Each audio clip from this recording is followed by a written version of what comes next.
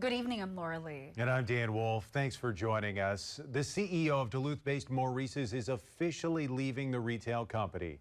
David Kornberg left his position today. That's according to the company's senior vice president, Sue Ross. There's no immediate word on the circumstances surrounding his departure. Kornberg joined the company 2 years ago.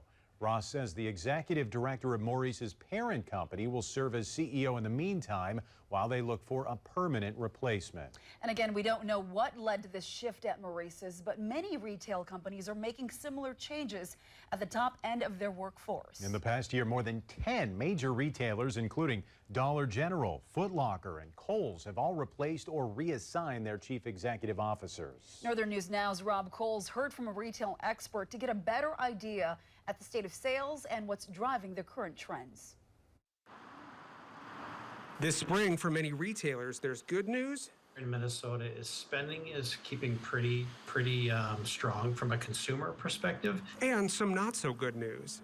We're in definitely what I would call a hyper-competitive marketplace right now. Overall retail spending is up by 4% nationally when comparing May of 2022 to 2023, with health and personal care, groceries, and sporting goods seeing bigger gains.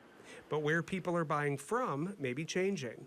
Bruce Newstad with Minnesota Retailers Association says as more people got used to buying goods online during the pandemic, that created greater competition for retailers everywhere. But there are products where we'll look for, where can I get this product at the best price today? And that used to mean you'd compete with other stores in Duluth, or you'd compete with other stores in Minnesota, or you'd compete with other stores across the U.S. Now you're competing internationally. Some industry sectors, like clothing, essentially remain steady in year-over-year numbers, while others, like home furnishings and furniture, are down 4.5% from a year ago.